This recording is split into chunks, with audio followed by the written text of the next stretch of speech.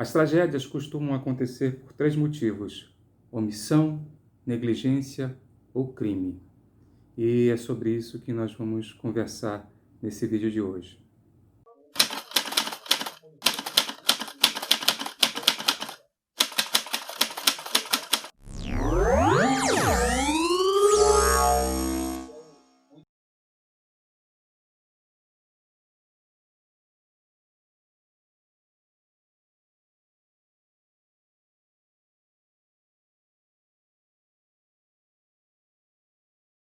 As imagens que nós vimos há pouco é da explosão que aconteceu lá no Líbano, em que de uma vez só 100 pessoas desapareceram por causa dessa explosão. E quando a gente faz um paralelo com a Covid-19 aqui no Brasil, é como se fosse mil explosões que nem essa acontecesse agora, nesse momento no Brasil, pela Covid-19. E o que é mais interessante nisso tudo é que quando nós olhamos essa explosão que aconteceu em Beirute, a gente vê assim a tragédia acontecer nos nossos olhos, uma grande explosão, e a gente fica consternado. É apavorante ver isso tudo e aquele cogumelo de fogo. Então existe uma dramaticidade que ela é vista, filmada, e o que não acontece com essa tragédia que nos assola, não só o Brasil, mas a humanidade como um todo, que é a Covid-19.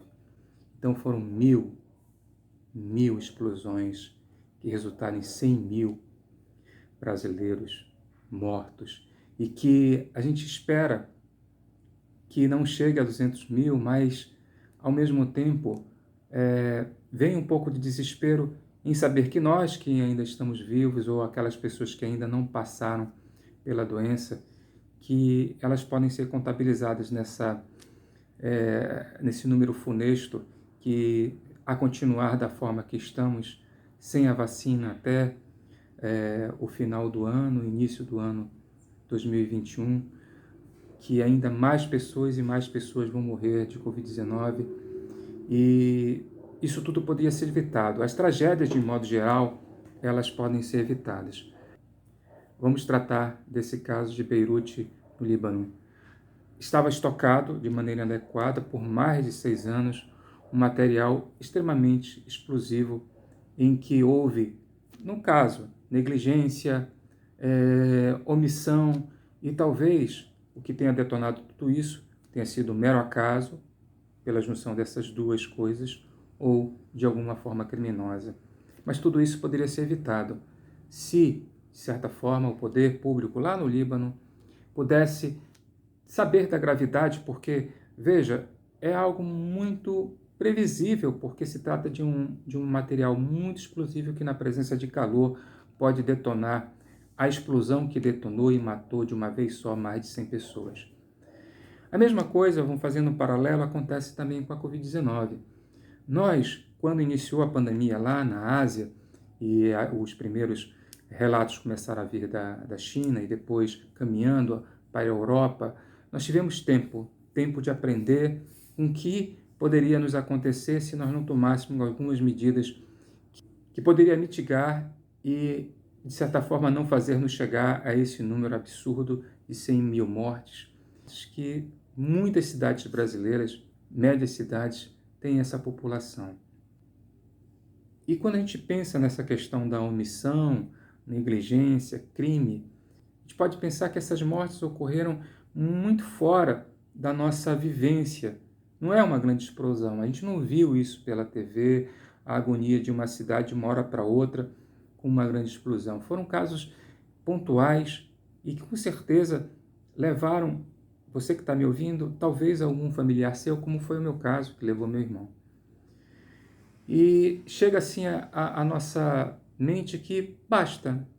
Seria possível a gente, de uma hora para outra, dizer não vamos mais ter mortes? Eu creio que no avançar da pandemia, dizer que não vamos ter mais mortes é quase que impossível. Mas nós podemos evitar chegar a 200 mil, ou a 150 mil, qualquer morte que seja, qualquer diminuição que seja. Basta que possamos agir com responsabilidade, mas é uma coisa que não vemos nas ruas. Muita gente ainda relutante em usar máscara, um equipamento tão simples, tão fácil de ser usado, e também outras medidas como não levar o vírus para outros lugares por meio das suas mãos, pelos seus pés, tratar dessas medidas, evitando que o vírus circule. Até mesmo você, evitando circular, evitando ir a lugares que certamente a aglomeração de gente contribui muito para que não chegamos aos 200 mil. A nossa situação, ela só não é mais dramática em termos mundiais, porque nós temos os Estados Unidos. E lá tem o Donald Trump, que é uma pessoa que também é um negacionista, fez tudo errado, e isso, de certa forma, vai refletir na eleição americana que vai acontecer em breve, e que os índices de rejeição ao Donald Trump estão refletidos muito pela forma que ele atuou no combate à Covid-19. Mas voltando ao paralelo da explosão no Líbano, em que foram 6 anos negligentes, o poder público, as pessoas envolvidas na fiscalização, deixar aquele material altamente explosivo em determinado local, de certa forma nós também fomos muito negligentes quando vamos depositar 4 anos da vida desse país na mão de um governo que não está nem um pouco preocupado com essas vidas perdidas. Enquanto o Congresso Nacional e também o Supremo Tribunal Federal decretaram luto pelas mortes, nós não tivemos essa manifestação do Palácio do Planalto. Mesmo porque ficaria meio coerente, né? Depois de nadar tanto contra a correnteza da ciência, agora dizer que lamenta as mortes quando foram os principais contribuidores para esse trágico número. Se tivéssemos adotado medidas que realmente apoiassem os governadores e prefeitos na contenção do vírus, principalmente na questão de isolamento social, talvez nossa situação estivesse muito melhor do que estamos hoje.